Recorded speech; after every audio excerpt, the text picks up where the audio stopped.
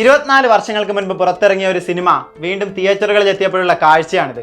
Theatre പൂരപ്പറമ്പാകുക എന്നൊക്കെ പറയാറില്ലേ, അതന്നെ സംഭവം. സവാരിഗിരിയിൽ തുടങ്ങി സടക്ക് സടക്ക് വഴി ആഘോഷത്തിന്റെ ആർമാദത്തിന്റെ കരിമേഘക്കെട്ട് തിയേറ്ററിൽ അഴിഞ്ഞു വീഴുന്ന കാഴ്ച. പ്രിവ്യൂ ഷോ മുതൽ തുടങ്ങിയ തിക്കും തിരക്കും ആവേശവുമെല്ലാം ഇന്നും കെട്ടടങ്ങിയിട്ടില്ല. മലയാളികളുടെ എന്നും നിലയ്ക്കാത്ത ആഘോഷത്തിന്റെ പേരാണ് മോഹൻലാൽ എന്ന് വീണ്ടും വീണ്ടും തെളിയിക്കപ്പെടുന്നു. നീലകണ്ഠനും കാർത്തികേയനും വീണ്ടും എത്തിയപ്പോഴും ആ ലാലോത്സവം കൊണ്ടാടുകയാണ് പ്രേക്ഷകർ, പ്രായഭേദമില്ലാതെ. തിയേറ്ററിൽ ആഘോഷിക്കാനുള്ള ഒരു പക്ക കൊമേഴ്ഷ്യൽ ഐറ്റം. ചോട്ടാ മുംബൈയും സ്ഫടികവും എല്ലാം എത്തിയപ്പോൾ കണ്ട ഓളത്തിന്റെ പീക്ക് പോയിന്റ് അതാണ് രാവണപ്രഭു. മംഗലശ്ശേരി നീലകണ്ഠൻ എന്ന ഓൾഡ് ഫ്യൂഡൽ ലോഡും അയാളുടെ മകൻ കാർത്തികേയനും സ്ക്രീനിൽ ഒരുമിക്കുമ്പോൾ കണ്ടിരുന്നവരിൽ വന്നു ചേരുന്നത് എന്തെന്നില്ലാത്ത സന്തോഷവും സംതൃപ്തിയുമാണ്. ആർക്കു മുൻപിലും ചങ്കൂറ്റം പണയം വെക്കാത്ത നീലന്റെ തനി പകർപ്പാണ് കാർത്തികേയനും. എന്നാൽ അയാൾ ഓഫർ ചെയ്യുന്ന സ്വാഗിലാണ് ഡിഫറൻസ്. ഇരു കഥാപാത്രങ്ങളിലും മോഹൻലാൽ എന്ന താരത്തെ കാണാനാകില്ല. ബോഡി ലാംഗ്വേജിലായിക്കോട്ടെ, ഡയലോഗ് ഡെലിവറിയിലായിക്കോട്ടെ, നീലനും കാർത്തികേയനും രണ്ടാണ്. കാലമെത്ര നടന്നു നീങ്ങിയാലും അയാളുടെ സിനിമകൾ ആഘോഷിക്കപ്പെടുന്നത് ഇതൊക്കെ കൊണ്ട് തന്നെ. 1000-ന് മുകളിൽ സീറ്റുകളുള്ള എറണാകുളം കവിതയും കോഴിക്കോട് അപ്സരയും തൃശ്ശൂർ രാഗവും ട്രിവാൻഡ്ര ഏരീസുമെല്ലാം കഴിഞ്ഞ കുറച്ച് ദിവസമായി ഹൗസ്ഫുൾ ആണ്. അതാണ് മോഹൻലാലിനോട് മലയാളിക്കുള്ള ക്രേസ്. മോളിവുഡിലെ റീ റിലീസുകളിൽ ഏറ്റവും കൂടുതൽ ആഘോഷിക്കപ്പെട്ടിട്ടുള്ളത് മോഹൻലാൽ സിനിമകളാണ്. കണക്കുകളിൽ തന്നെ അത് വ്യക്തം. റീ റിലീസ് സിനിമകളിൽ ഓപ്പണിംഗ് കളക്ഷനിൽ ആദ്യ 5 സ്ഥാനത്തുമുള്ളത് മോഹൻലാൽ സിനിമകൾ. ആ ലിസ്റ്റിൽ രണ്ടാമതെത്തിയിരിക്കുകയാണ് രാവണപ്രഭു. സ്ഫടികമാണ് കണക്കിൽ കേമൻ. 80 ലക്ഷത്തിന് മുകളിലാണ് സ്ഫടികത്തിന്റെ ഓപ്പണിംഗ്.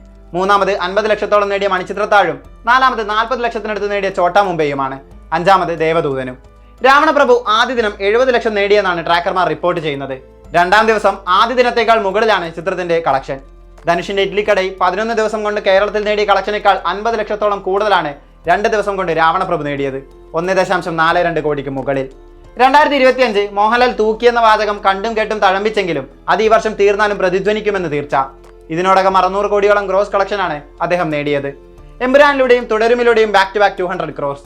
കേരള ബോക്സ് ഓഫീസിലെ ആദ്യ 100 കോടി ഗ്രോസ് കളക്ഷൻ. രാവണപ്രഭുവിന് മുൻപ് തിയേറ്റർ നിറച്ച ചോട്ടാ മുംബൈ. ഫീൽ ഗുഡ് വൈബിൽ തിരിച്ചെത്തി ഹൃദയപൂർവ്വം. ഈ നേട്ടങ്ങളുടെ പകിട്ട് കൂട്ടാൻ ആനക്ക് നെറ്റിപ്പട്ടം പോലെ തിളക്കമാർന്ന ദാദാസാഹേബ് ഫാൽക്കെ പുരസ്കാരവും. കഴിഞ്ഞ വർഷം കൈവിട്ട റെക്കോർഡുകളെല്ലാം എണ്ണം പറഞ്ഞ് തിരിച്ചു പിടിച്ചിരിക്കുകയാണ് കംപ്ലീറ്റ് ആക്ടർ. കാലമേതായാലും അത് അയാളുടേത് തന്നെയെന്ന് അടിവരയിടുന്ന മോഹൻലാൽ. മലയാളത്തിൽ പിറന്ന മാസ് എന്റർടൈനറുകൾ എടുത്താൽ ടോപ്പിലാണ് രഞ്ജിത്ത് സൃഷ്ടിച്ച രാവണപ്രഭു. ഇന്നത്തെ പല മാസ് സിനിമകളിലും അത്തരമൊരു എഴുത്തിന്റെ വിടവ് കൂടെ കാണാനാകും. മൂർച്ചയേറിയ സംഭാഷണങ്ങളും അഡ്രിനാലിൻ റഷ് കയറ്റുന്ന പദപ്രയോഗങ്ങളും കൂടിയാണ് സിനിമയെ വേറിട്ട് നിർത്തുന്നത്. രഞ്ജിത്തിന്റെ വാക്കുകളെ അതേ താളത്തിൽ മോഹൻലാൽ അവതരിപ്പിക്കുമ്പോൾ കണ്ടിരുന്ന ആരായാലും കൈയടിച്ചു പോകും. സവാരി ഗിരിഗിരി മുതൽ നീളുന്ന മാസ് ഡയലോഗുകളിൽ പലതും കൾട്ട് ക്ലാസിക്കായി തുടരുന്നത് അതുകൊണ്ട് തന്നെ. പിന്നിട്ട വഴികളിൽ നിന്നോ കാലിൽ തറച്ച നീ എന്ന മുള്ളിനെ ഞാൻ എന്നെ മറന്നിരിക്കുന്നു.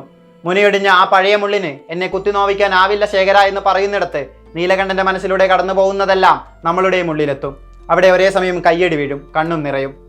2.25 മണിക്കൂർ സങ്കടങ്ങളെല്ലാം മറന്ന് തുള്ളിച്ചാടി ആർപ്പ് വിളിച്ച് ആഘോഷിക്കുന്ന മനുഷ്യരെ കാണണമെങ്കിൽ രാവണപ്രഭു പ്രദർശിപ്പിക്കുന്ന തിയേറ്ററിൽ പോയാൽ മതി.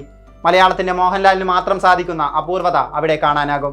ഓൺലൈൻ ബുക്കിംഗ് ഇല്ലാത്ത കാലത്ത് ക്യൂ നിന്ന് കണ്ട് കൈയടിച്ച അതേ ആവേശത്തോടെ അന്നത്തെ യുവാക്കൾ മുതൽ ഇന്നത്തെ ജെൻസി വരെ നിർത്താതെ ആർപ്പ് വിളിക്കുന്ന കാഴ്ച. അതിലില്ലാത്ത ഈ ആഘോഷം നിലയ്ക്കുമ്പോൾ കാർത്തികേയൻ തലയെയും ആട് തോമയെയും കടത്തി വെട്ടുമോ എന്ന് കാത്തിരിക്കാം.